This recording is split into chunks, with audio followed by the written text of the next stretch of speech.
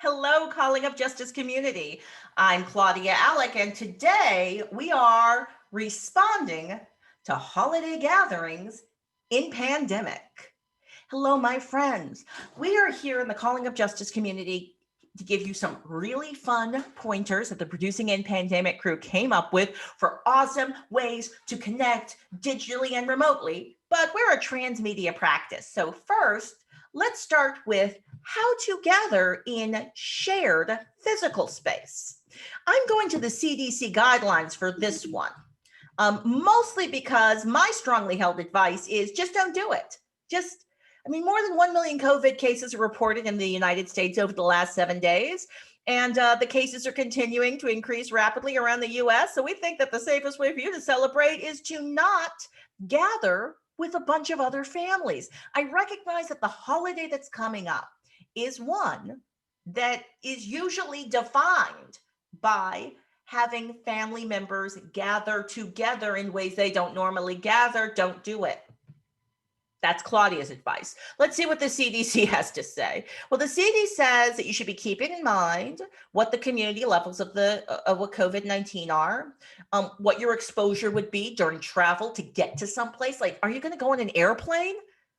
Do you really feel like that's a gift to grandma to expose yourself on an airplane? Just saying. All right. Where's the location of the gathering? Indoor gatherings, especially those with poor ventilation, pose way more risk. Okay, so you like your outdoor gatherings, got to get that airflow going on. How long is the gathering? Longer than 15 minutes increases the risk of becoming sick for those who have been within 6 feet of someone who has COVID-19. So maybe you need to think about how long your gathering is going to be. How many people are going to be at your gathering, and will they be crowded? Like, again, did you create an event that would allow for 6 feet gathering? Are you going to a place that actually is going to allow for that 6 feet distancing? How are all the people behaving who are coming to the event? What were they doing before they got to your event? Like a week before, 2 weeks before, the day before. What are people doing during the gathering? It's very important that you don't invite that one uncle who thinks wearing a mask is a conspiracy. That's not going to keep grandma safe, right? If you have somebody in your home who does not practice consent culture and refuses to stay 6 feet away, the entire gathering has now been put into danger. And I want to remind folks that there was a story going around recently, and I'm not sure exactly where, this might have been Maine, but it was a wedding that took place, and 7 people ended up dying from that little wedding reception. The 7 people who died, none of them went to the wedding party.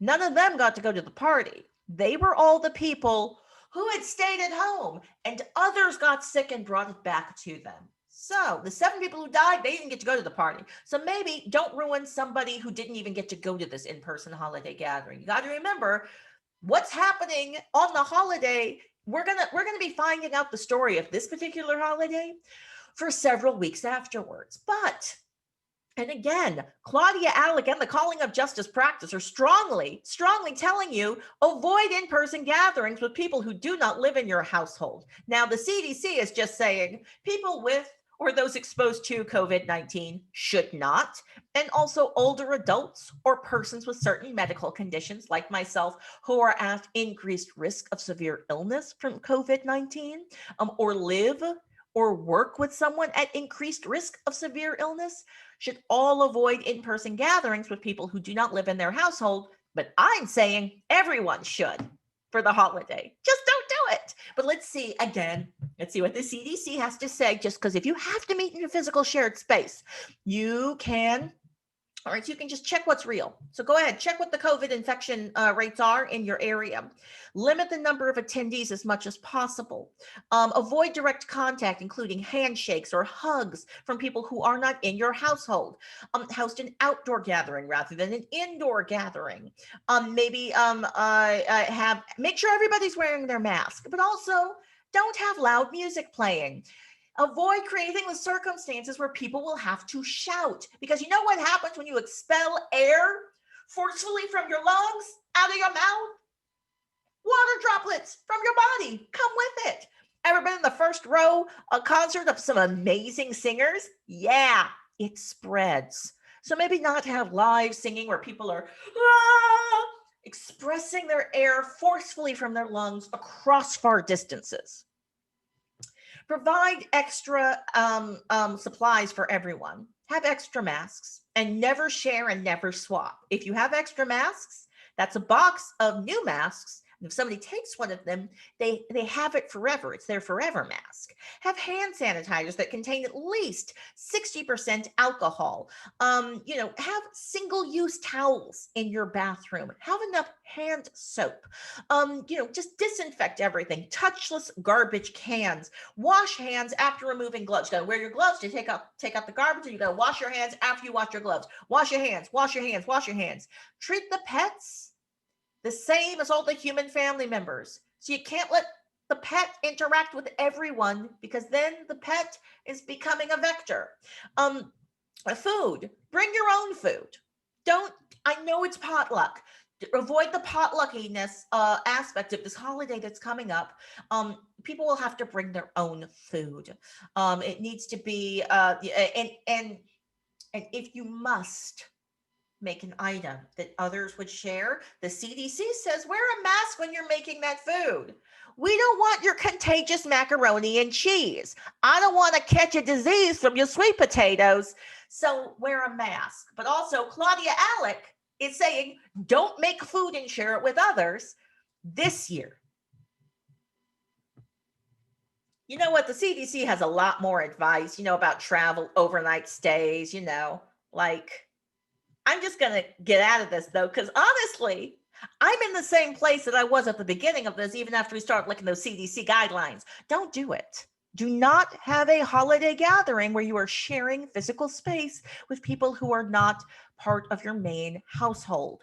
And I know that's hard, which is why we've got digital gathering awesomeness. Now, this was gathered from the Producing in Pandemic group. They meet every single Monday. They've been meeting for 35 weeks now.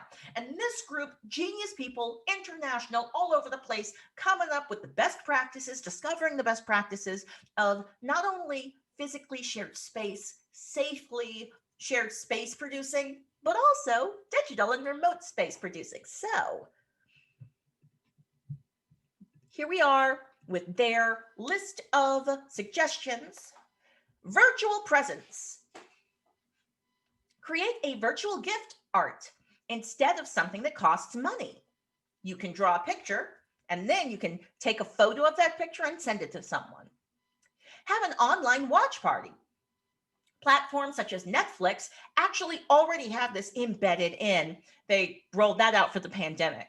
So it's a wonderful opportunity to chit chat with friends while you're watching a movie. There are also apps called Cast, K-A-S-T, that you can use for doing a group watch party. And there is also the act of watching something with someone in a Zoom. Here's the thing, though. You don't want one Zoom for everything. Use the breakout room function. You can have a breakout room that's just for the couple of people who want to watch a sports game, like the football. That's what people do. Will people be watching sports games this holiday? Oh, wow. I'm not sure about that one. But you can have a room that's for your watch parties. You can have a breakout room that's for the for kids to play games. And you know what some fun games might be? Like you can play a game with the virtual background. What is happening? What's going on? Is this happening? Is this really happening? Is this really happening to me? Yes, it is. Now, the fun thing about doing arts and crafts with a bunch of kids through the computer is that, everybody has arts and crafts supplies at home. So you just get everybody, get your construction paper and stuff. You can even take a white piece of paper and draw sections of it green, and then make your own little green screen for this function. So there's a lot of different games you can play with the kids. You can play hide and seek, you can play scavenger hunt. And I'm saying with the kids, these are all games and fun activities that I 100% do with adults. You can have a PowerPoint presentation. PowerPoint presentation parties existed pre-pandemic, but they're super fun and they translate really well to this platform. So maybe one of the breakout rooms is silly PowerPoint presentations people are doing. You can have a recipe contest, or maybe you're doing a shared recipe where you have all of the people, since you aren't going to be able to have that shared physical space where you get to all taste the sweet potato pie. Maybe you all use the same sweet potato pie recipe and make a meal, a piece of that meal that's together for a shared recipe. Or you can have a recipe contest. Maybe you will have a pet fashion show, or a pet costume contest, or a person fashion show, or a person costume contest. You can have a virtual scavenger hunt. I suggest you have people find everyday items that they can all find in a household. You can do story circle. Story circle is always lovely. Now, of course, story circle isn't really a party game.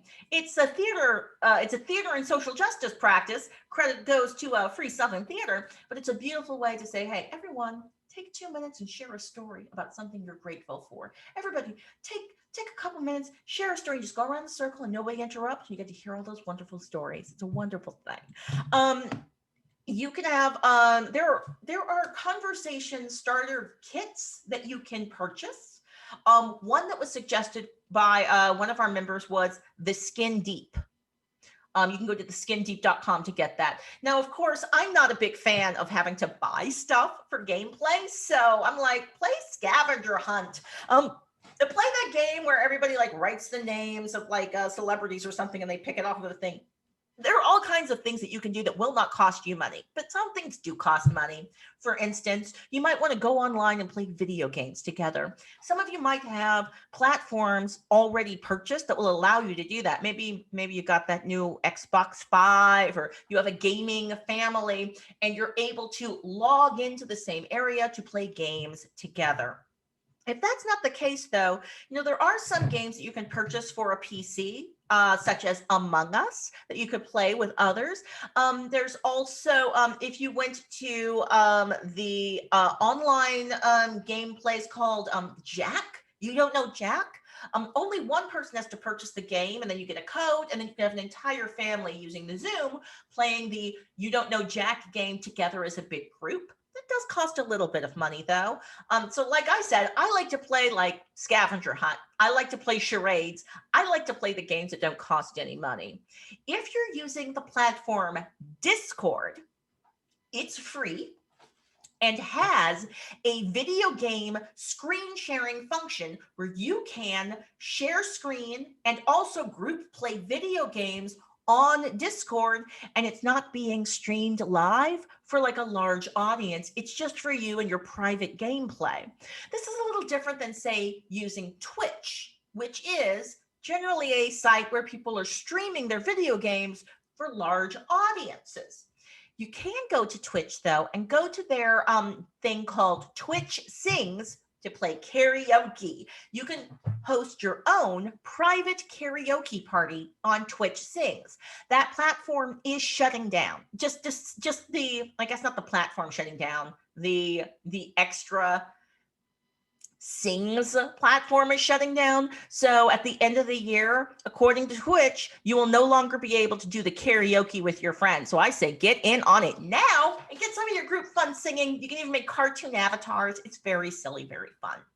So big shout out and thanks to our Calling Up Justice community. I also should let you know there are board games you can play. You can go to like Tabletopia or other online places to do shared board game playing. All right, so that's the list. Big thanks to the Calling Up Justice crew and to all of the participants of Producing in Pandemic.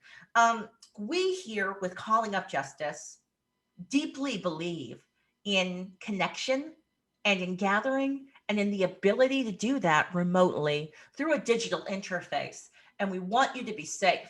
So y'all, please keep washing your hands and keep wearing those masks, whoopity whoop. And have a great holiday and have great future holidays. Thanks, Calling Up Justice community. I can't turn this off. This is awkward. Thanks, Calling Up Justice community.